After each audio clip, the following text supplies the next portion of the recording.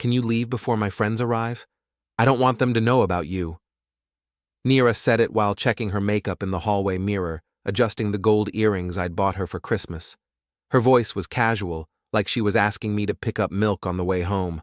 The words hit me like a slap, but I kept my expression neutral. "Sure," I said, grabbing my jacket from the chair. "Have fun." I walked out of our shared apartment without another word, letting the door click shut behind me. The October evening air was crisp, carrying the salt smell from the marina where I worked. I turned my phone back on 2 blocks away, standing under a streetlight that flickered like it was having second thoughts. The notifications flooded in. Group chats, calendar reminders, photo albums, all the digital threads that had woven our lives together over the past 2 years. I scrolled through them with growing clarity, seeing patterns I'd been too close to notice before.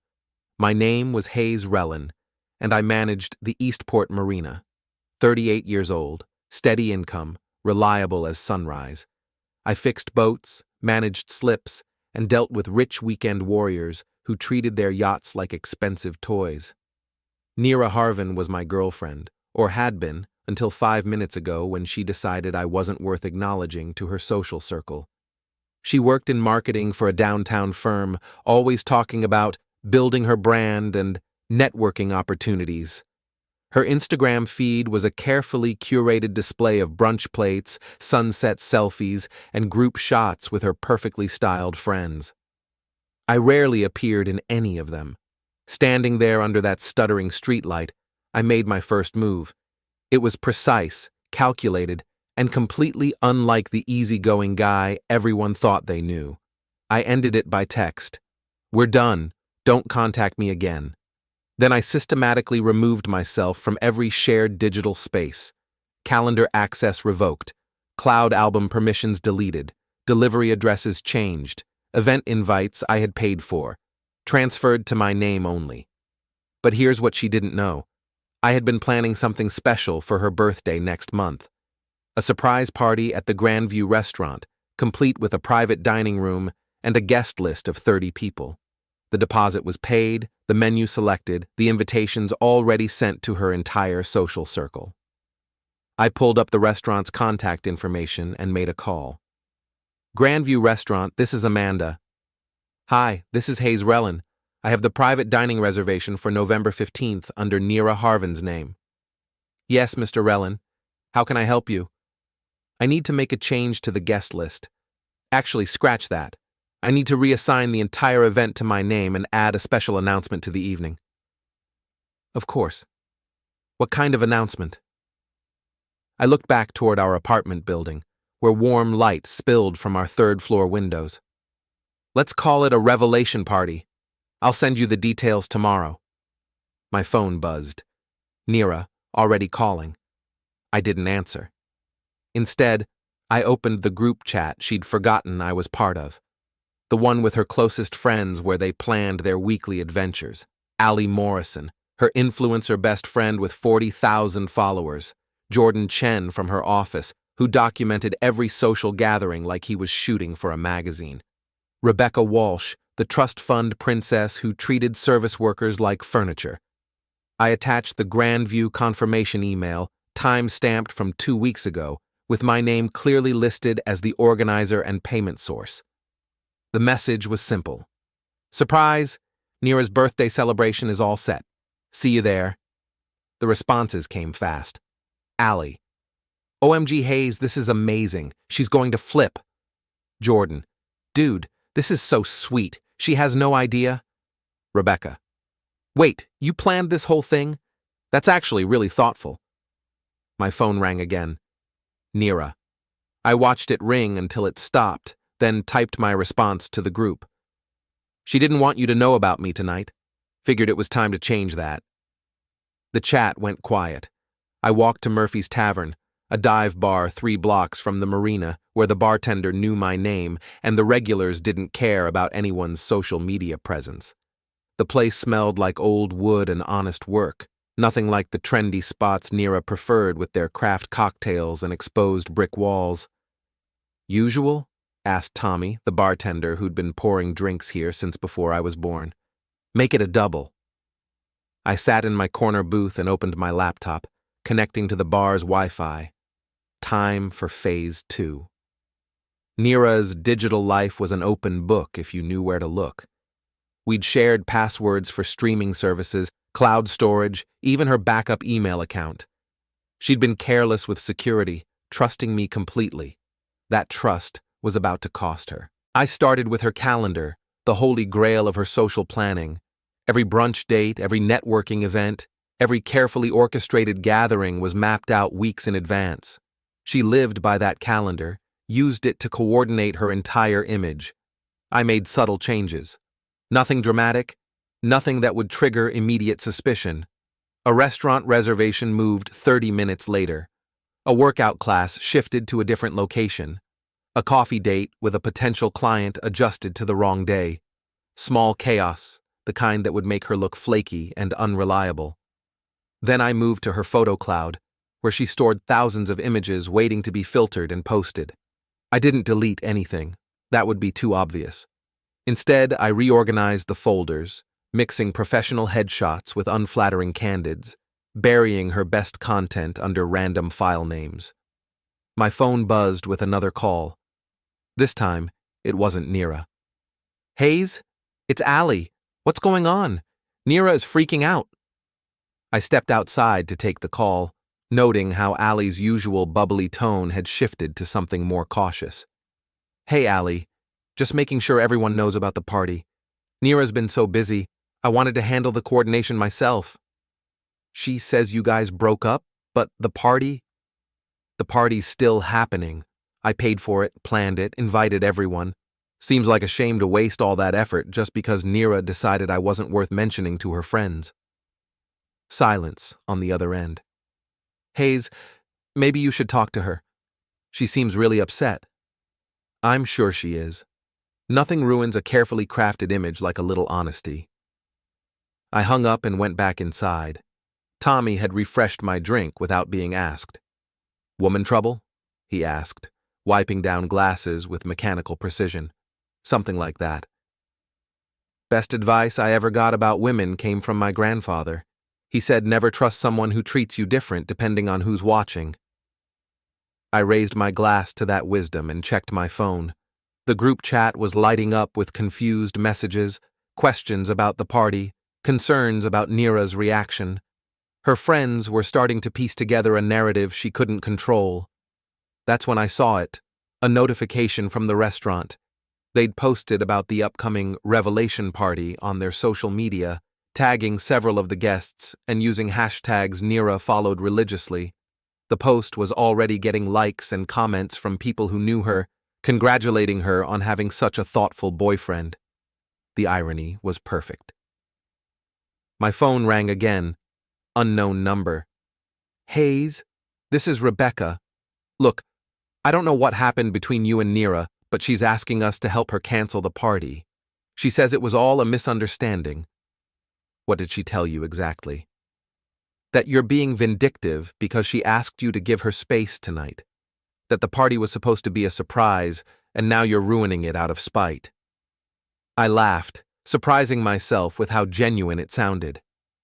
"Did she mention that she asked me to leave so her friends wouldn't know about me? That after 2 years together, I'm still her dirty little secret?" Rebecca's silence stretched long enough for me to continue. "The party's paid for, Rebecca. 30 people, private dining room, 3-course meal. I planned it because I thought she deserved to be celebrated. Turns out she just didn't want me there for the celebration. Hayes, that's not... Check the timestamps on those invitations. Look at who organized everything, who put down the deposits, who coordinated with the restaurant. Then ask yourself why someone would go to all that trouble for a person who's ashamed to be seen with them." I ended the call and ordered another drink. The beautiful thing about the truth is how it cuts through carefully constructed lies. Nira had built her social image on being the perfect girlfriend, the one with the stable, devoted partner who supported her ambitions. Her friends knew me as the reliable guy who picked her up from parties, who fixed things around her apartment, who always made sure she got home safe. Now they were learning that same reliable guy wasn't worth acknowledging when it mattered. My phone buzzed with a text from Nira. "We need to talk. This is getting out of hand." I typed back, "You didn't want your friends to know about me, now they do." Then I turned off my phone and ordered one more drink. Tomorrow, I'd start phase 3. The next morning brought 17 missed calls and 43 text messages. I let them pile up while I went through my usual routine: coffee, shower, drive to the marina. The October sun was fighting through gray clouds, casting everything in that uncertain light that makes you question what you're really seeing. Mick Sullivan was already at the marina when I arrived, hosing down the docks with the methodical patience of someone who'd been doing manual labor for 30 years. He looked up as I approached, reading something in my expression that made him shut off the water. "You look like a man with a story," he said, coiling the hose with practiced efficiency. "More like a man with a plan." Mick had been my friend since high school, back when we both thought we'd leave this town and make something bigger of ourselves. Instead, we'd both found our places here. Him in marina maintenance, me in management. He was the kind of friend who'd help you move a body without asking questions, though in this case, the only thing getting buried was Nira's reputation. "Want to talk about it?" I gave him the abbreviated version while we walked the docks, checking mooring lines and noting which boats needed attention. Mick listened without judgment, occasionally nodding or making those non-committal sounds that meant he was processing. "So, what's the plan?" he asked when I finished. "Tonight's her big networking event at the Harbor Club, some marketing conference after-party. She's been talking about it for weeks, how important it is for her career. And I'm going to make sure it's memorable." I turned my phone back on during lunch break. The messages were a mix of confusion, anger, and damage control. Nira's friends were starting to take sides, and not all of them were landing where she expected. Jordan had sent a long message defending her, calling me manipulative and controlling. But Allie's tone had shifted overnight. Her latest text read, "Hayes, I had no idea she asked you to leave last night. That's really messed up." Rebecca had sent a simple question: "Did you really plan and pay for everything yourself?" But it was the message from someone unexpected that caught my attention. Mrs. Krantz, my elderly neighbor, who somehow knew everything that happened in our building. "Hayes, dear, I saw Nira moving boxes to a car this morning. Thought you should know. Also, there was a man helping her. Tall, expensive suit. Didn't recognize him." That was interesting. Nira was escalating, bringing in reinforcements. Time to accelerate my timeline. I called the Harbor Club and asked to speak with the event coordinator. "Harbor Club, this is Jennifer." "Hi, Jennifer. This is Hayes Rellin. My girlfriend Nira Harven is attending your marketing conference after party tonight. I wanted to arrange a special surprise for her." "How romantic. What did you have in mind?" "I'd like to have flowers delivered to her table with a personalized message, something that will really make her evening unforgettable." "Of course. What would you like the message to say?" I smiled, watching a seagull dive for scraps near the dock. "To Nira, who taught me that some people are exactly who they appear to be when no one important is watching. Thanks for the clarity, Hayes." "That's unique. Are you sure about the wording?" "Perfect as written. Charge it to my card." After hanging up, I called the restaurant where Nira was supposed to meet her college friend Sarah tomorrow for lunch. Another reservation I'd helped her make, another small thread in the web she'd woven around her social life. Grandview Restaurant, Amanda speaking. "Hi, Amanda. It's Hayes again. About that lunch reservation tomorrow under Nira Harven's name. I need to add a note to the booking." "Sure. What would you like me to add?" "Just that Ms. Harven will be dining alone. Her guest had to cancel due to a family emergency." "Should I call to confirm with Ms. Harven?" "No need, I'll let her know, thanks." I hung up and immediately texted Sarah. "Hey, it's Hayes. Nira asked me to let you know she needs to cancel lunch tomorrow.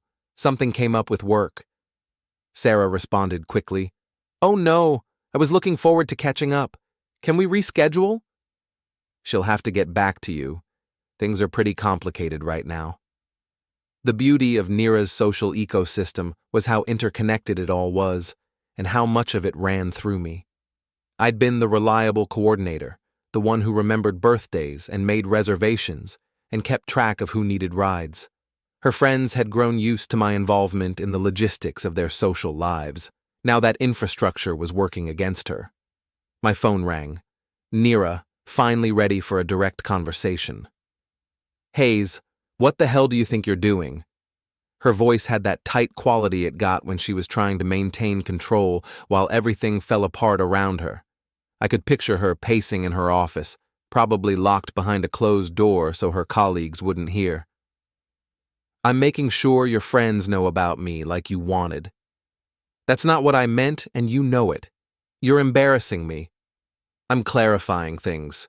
There's a difference. The party, the messages to my friends, whatever you're planning for tonight, it needs to stop. We can work this out." I leaned against the marina office window, watching Mick secure a yacht that had come in during the morning. The owner was some hotshot from Boston who treated the boat like a floating status symbol, never actually taking it out on the water. "Here's what's going to happen, Nira. You're going to go to your networking event tonight. You're going to smile and make connections and build your brand, and when people ask about your personal life, you're going to tell them the truth." "Which is what exactly?" "That you had a boyfriend who supported your ambitions, who helped coordinate your social life, who planned surprises for you and made sure you always had backup when things went wrong, and that you decided he wasn't worth acknowledging to the people who matter to you." "Hayes, please. I was having a bad day. I didn't mean it the way it sounded." "You meant it exactly the way it sounded. The only thing you regret is that there are consequences." I hung up and called the one person who would give me the unvarnished truth about what was really happening. "Allie, it's Hayes. Can you talk?" "Hayes, this is getting really messy. Nira's been calling everyone, trying to explain what happened last night." "What's her version?" "That you overreacted to an innocent comment, that you're trying to sabotage her career because your ego got bruised." "And what do you think?" Allie was quiet for a moment. When she spoke again, her voice had lost its usual performative enthusiasm. "Honestly, I think she's been treating you like hired help for months and we all just went along with it because it was convenient. You handled everything so we didn't have to think about logistics." "Go on." "Remember her birthday last year? She introduced you to my parents as her friend Hayes, not her boyfriend." "Her friend." I thought it was weird, but she said you guys were keeping things casual. That hit harder than I expected. I remembered that party, how I'd spent the whole evening feeling like an outsider, even though I'd helped plan every detail. "There's something else," Allie continued. "She's been seeing someone. I don't know who, but there have been hints. Expensive gifts she claims are from work bonuses, dinners at places that are way above her budget." "How long?" "Maybe 2 months? I wasn't sure if you knew." I thanked Allie and hung up, pieces clicking into place. The expensive earrings I thought I'd bought her. The sudden interest in upscale restaurants. The increasing frequency of work events that required me to make myself scarce. Nira hadn't just been ashamed of me. She'd been replacing me. Time for Phase 4. I spent the afternoon making calls, sending carefully crafted messages, and setting up what Nira would later describe as the worst night of her professional life. But that was tomorrow's problem. Tonight, I had a networking event to attend. The Harbor Club occupied the top 2 floors of a converted warehouse, all exposed brick and industrial lighting designed to make marketing executives feel edgy and authentic. I arrived at 8:30 after the cocktail hour had loosened tongues and lowered inhibitions. The hostess at the front desk looked confused when I asked for the marketing conference after-party. "Are you on the guest list?" "No, but my girlfriend is. Nira Harven. I'm here to surprise her." "How sweet. Let me call up and let them know you're here." "Actually, I'd prefer to surprise her myself. Could you just point me in the right direction?" She gestured toward the elevator. 23rd floor. You can't miss it." The elevator opened onto a space filled with the kind of people who used words like synergy and paradigm shift, without irony. I spotted Nira immediately. She was holding court near the floor-to-ceiling windows, animated and confident in her element. She was also standing next to the man from Mrs. Krantz's description. Tall, expensive suit, the kind of artificially perfect smile that came from years of practice. He had his hand on the small of her back, a gesture of casual ownership that made my jaw clench. I made my way through the crowd, noting the conversations around me. Marketing budgets, campaign strategies, the endless jockeying for position that defined Nira's professional world. These were her people, the ones whose opinion mattered enough to make her ashamed of a marina manager boyfriend. Hayes? I turned to find Jordan approaching with a drink in each hand and confusion written across his face. What are you doing here? Supporting my girlfriend's career. Isn't that what good boyfriends do? Jordan's eyes darted toward Nira, who hadn't noticed me yet. Maybe you should call her first. Let her know you're here. Where's the surprise in that? Before Jordan could respond, a server appeared with a massive bouquet of white roses and a card. She scanned the room until she spotted Nira, then made her way over with the kind of purposeful stride that draws attention. I watched from across the room as Nira accepted the flowers with surprise and delight, clearly assuming they were from her new companion. She opened the card with a smile that froze as she read the message. Her eyes found mine across the crowded room. The man in the expensive suit, Brandon, according to the name tag I could now see, leaned over to read the card. His expression shifted from confusion to anger as he processed the words. Nira said something to him, probably trying to explain, but Brandon was already stepping away from her. Whatever story she'd been telling him about her relationship status was crumbling in real time. I walked over, taking my time, letting her watch me approach. Surprise, I said when I reached them. Hayes, what are you doing here? Nira's voice was tight with barely controlled panic. Meeting your friends. You know, the ones you didn't want to know about me. Brandon extended his hand with the kind of aggressive politeness that rich men used as a weapon. Brandon Kell. And you are? Hayes Rellin, Nira's boyfriend. Interesting. Nira's been telling me she was single. I looked at Nira, whose face had gone pale under her carefully applied makeup. Really? That is interesting. We've been together for 2 years. Share an apartment, joint bank account for utilities, the whole domestic partnership thing. Hayes, stop. Nira's voice was barely a whisper. Stop what? Telling the truth? I thought that's what networking was about.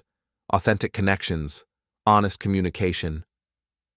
Brandon's smile had turned predatory.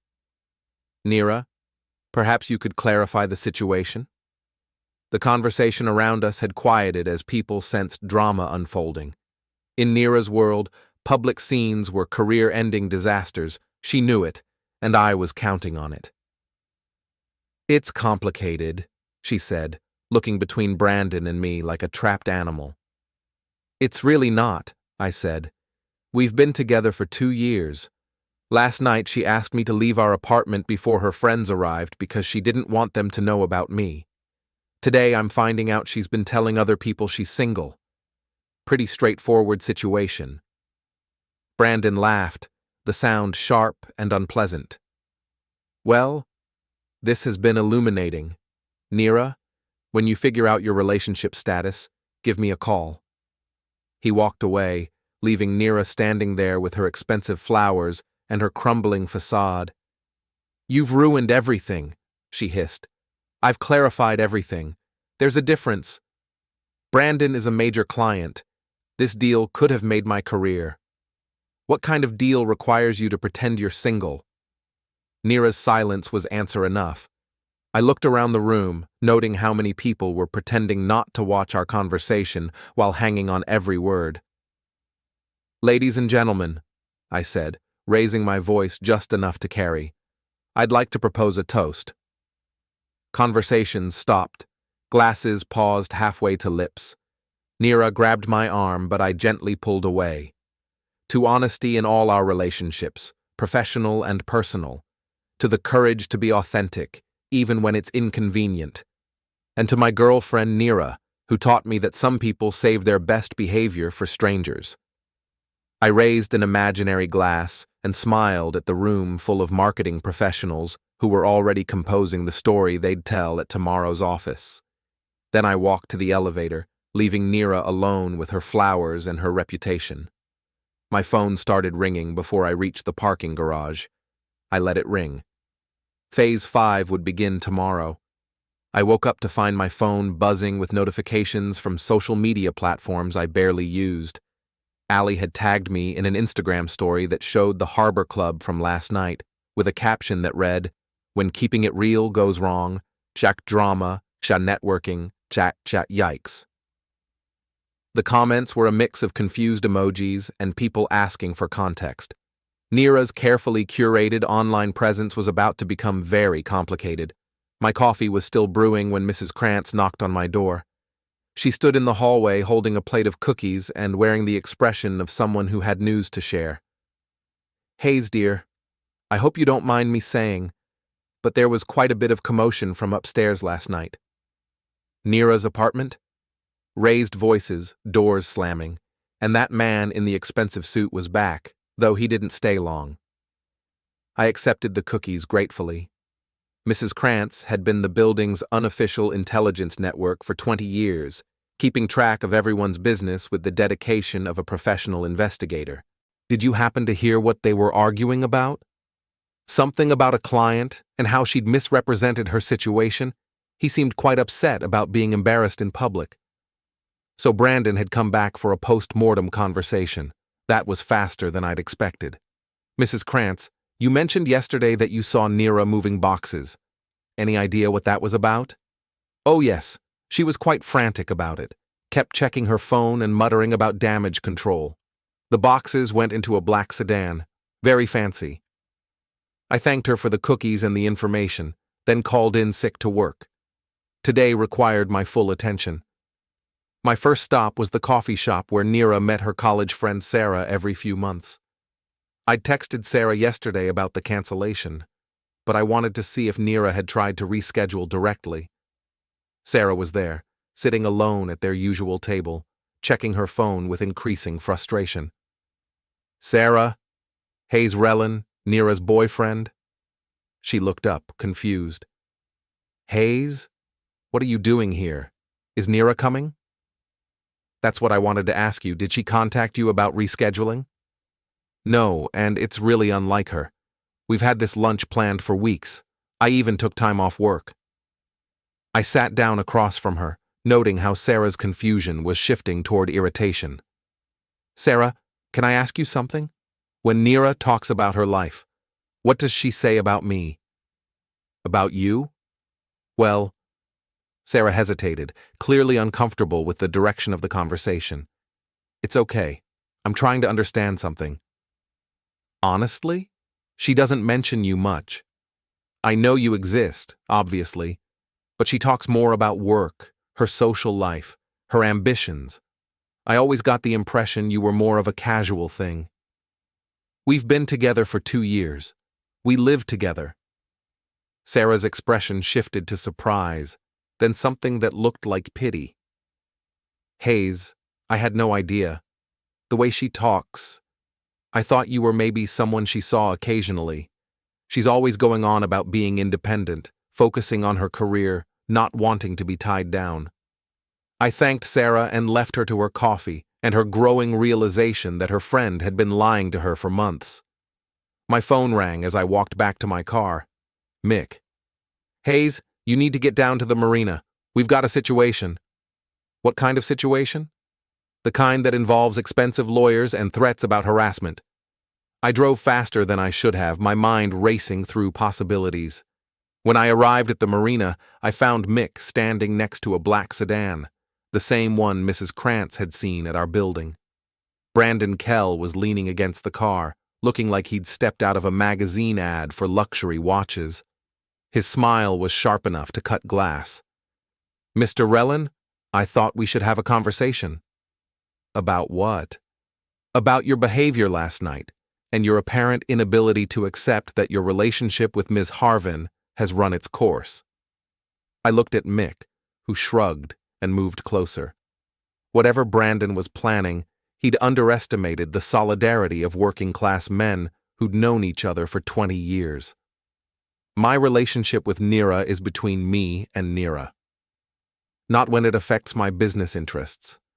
Ms. Harven and I have been developing a professional relationship that your dramatic scene last night may have compromised. Professional relationship. Is that what we're calling it? Brandon's smile faltered slightly. I'm prepared to offer you compensation for any inconvenience, provided you agree to cease contact with Ms. Harven and refrain from any further public displays. You want to pay me to break up with my girlfriend? I want to pay you to accept reality. Your relationship is over. Ms. Harven has made that clear to me. I laughed, surprising myself with how genuine it sounded. When did she make that clear? Before or after she introduced you as her boyfriend at the Harbor Club? Brandon's composure cracked just enough to show the anger underneath. You're making this more difficult than it needs to be. I'm making this exactly as difficult as it needs to be. Mick stepped forward, his bulk casting a shadow over Brandon's designer suit. Maybe it's time for you to leave, friend. Brandon looked between us, calculating odds he didn't like. This isn't over. Yes, it is, I said, but not the way you think. He got back in his sedan and drove away, leaving tire marks on the marina's gravel parking lot. Friend of yours? Mick asked.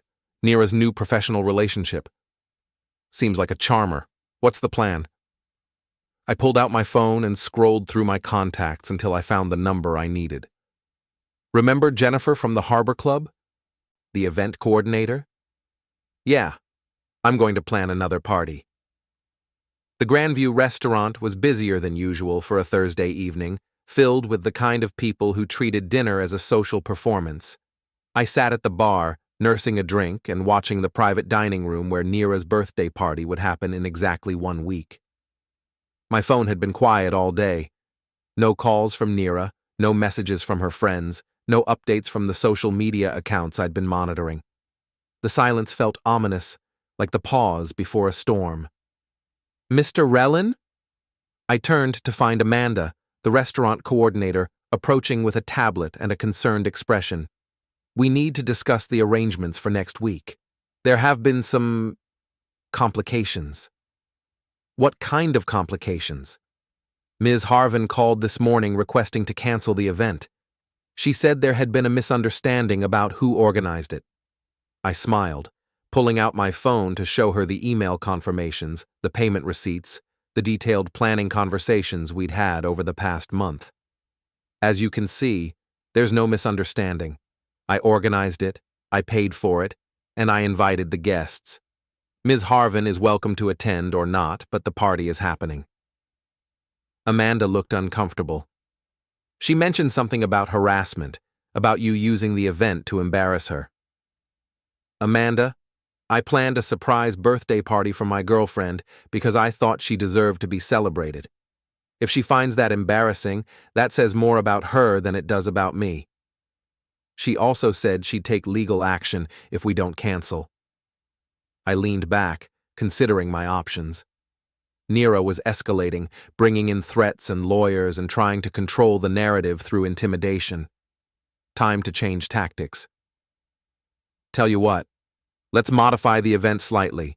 Instead of a birthday party, let's call it a revelation party. Same guest list, same menu, same everything. But instead of celebrating Nira, we'll be celebrating honesty. I'm not sure I understand. You will. Trust me, it'll be the most memorable event you've ever coordinated.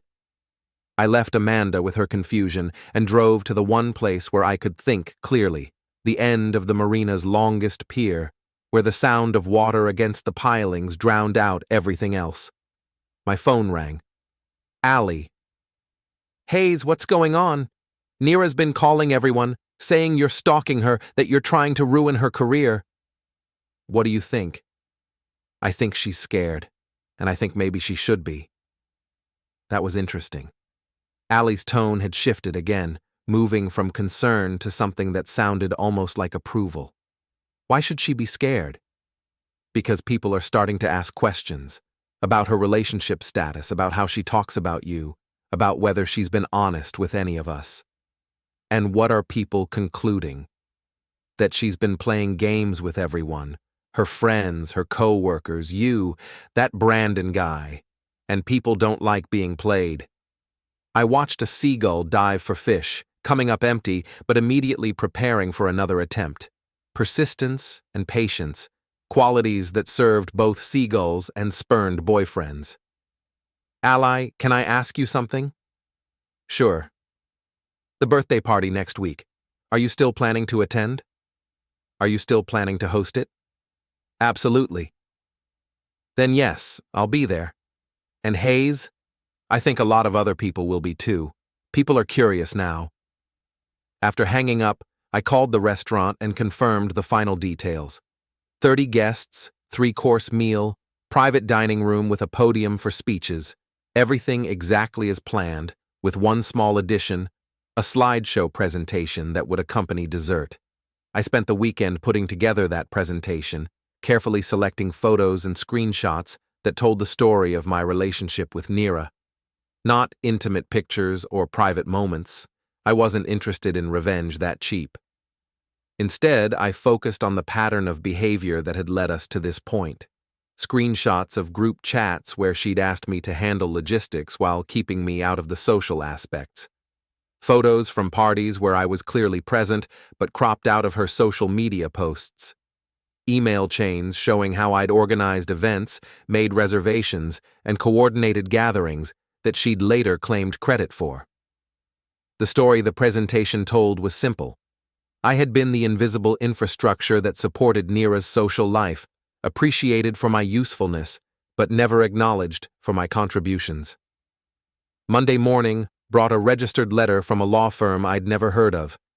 The letterhead was impressive, all serif fonts and downtown addresses, but the content was mostly bluster about harassment and emotional distress. I called the number at the bottom of the letter. Hartwell and Associates, this is Patricia. This is Hayes Rellin. I received a letter from your firm regarding Nira Harven. Yes, Mr. Rellin.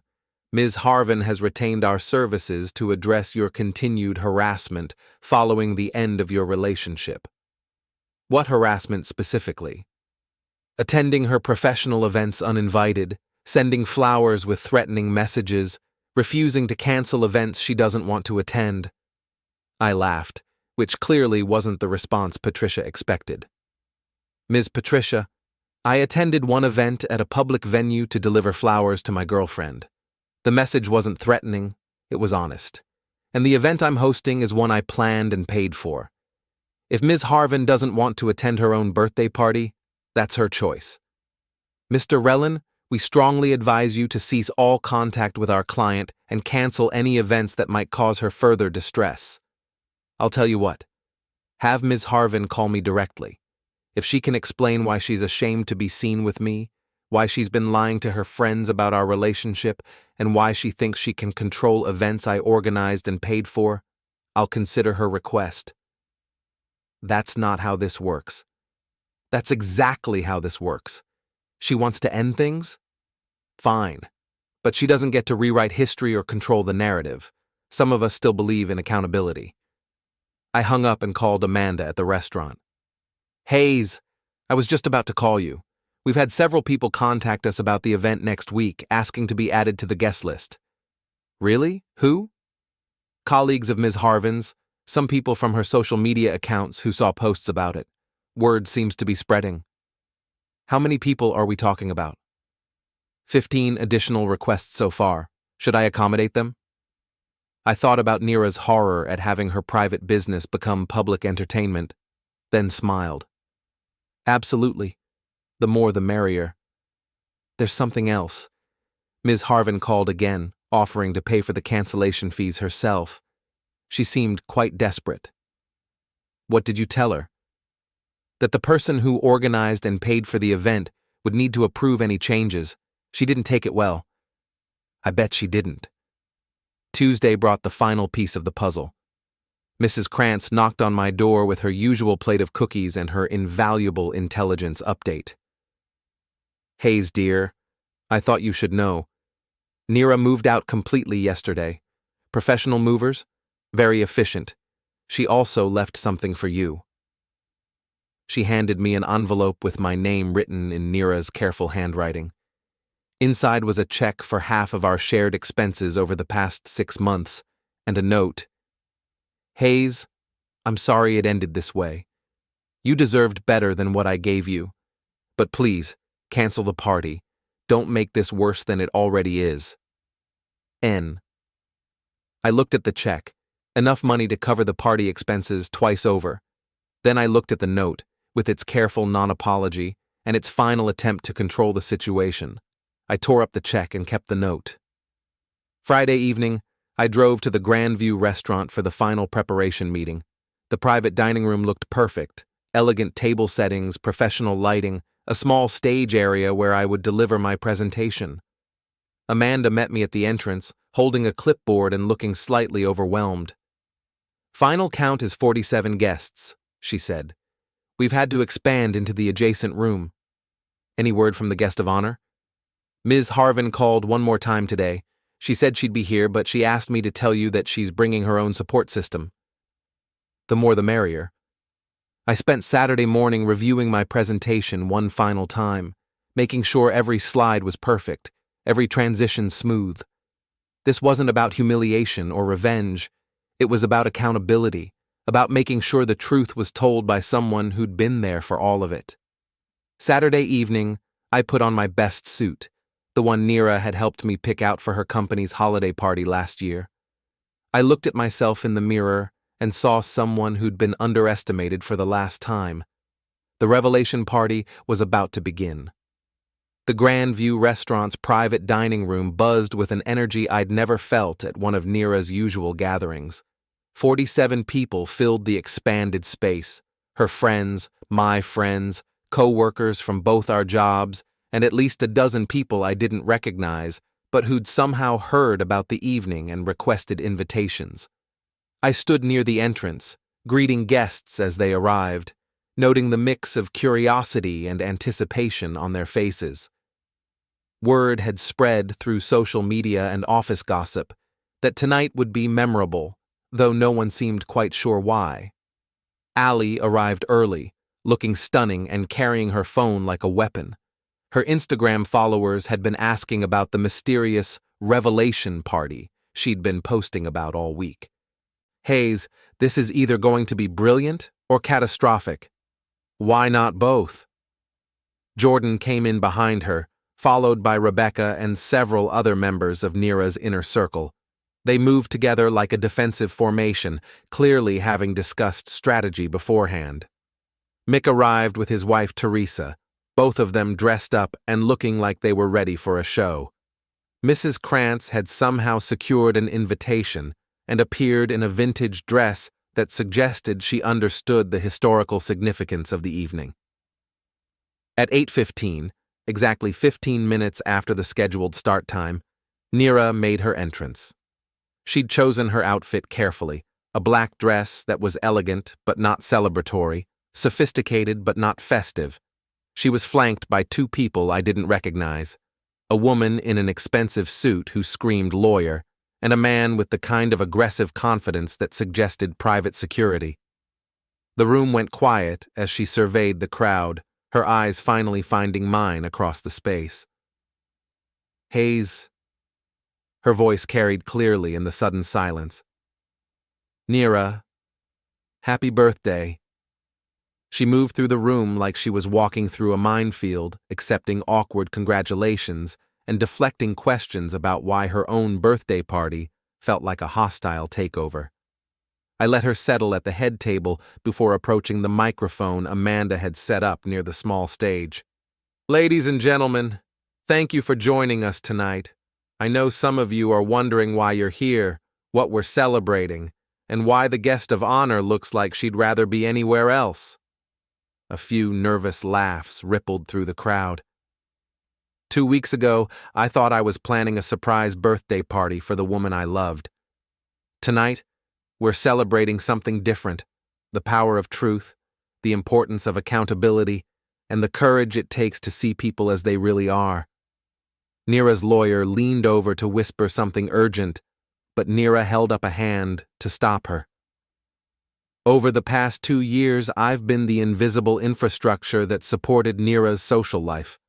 I organized gatherings, made reservations, coordinated logistics, and handled the details that made her look effortlessly popular and perfectly organized. I clicked to the first slide of my presentation, a screenshot of a group chat where Nira had asked me to handle the boring stuff for a party, while making it clear I shouldn't expect to attend. I was useful but not acknowledgeable, helpful but not worth mentioning, good enough to do the work but not good enough to take credit for it. The second slide showed a series of social media posts from events I'd organized, with me carefully cropped out of every photo. 2 weeks ago, Nira asked me to leave our apartment before her friends arrived because she didn't want them to know about me. That's when I realized I'd been living a lie, not about who I was, but about who she was. I looked directly at Nira, who was staring at her hands with the intensity of someone trying to disappear through willpower alone. The woman I thought I knew was kind, ambitious, and supportive. The woman I actually knew was embarrassed by my profession, ashamed of my social status, and perfectly willing to use my efforts while denying my existence. The third slide showed the email chain for tonight's party. Every detail planned by me, every expense paid by me, every invitation sent by me. So tonight, instead of celebrating Nira's birthday, we're celebrating something more important: the end of convenient lies and comfortable deceptions. I raised my glass, noting how some people in the room were following suit, while others sat frozen in their chairs. To honesty in all our relationships, to the courage to acknowledge the people who support us, even when they don't fit our image, and to Nira, who taught me that some people will take everything you offer and still be ashamed to be seen with you. The room was silent except for the clink of glasses from the people who'd chosen to join the toast. Nira stood up slowly, her composure finally cracking. "Are you finished?" Her voice shook with barely controlled emotion. "Actually, no. There's one more thing." I clicked to the final slide, the note she'd left me with the torn-up check, blown up large enough for everyone to read. Yesterday, Nira left me a note apologizing for how things ended and asking me to cancel tonight's party. She said I deserved better than what she gave me, and she was right. I did deserve better. I deserved honesty, respect, and basic acknowledgement of my existence.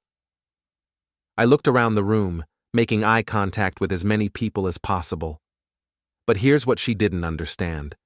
This party isn't about making things worse. It's about making them clear.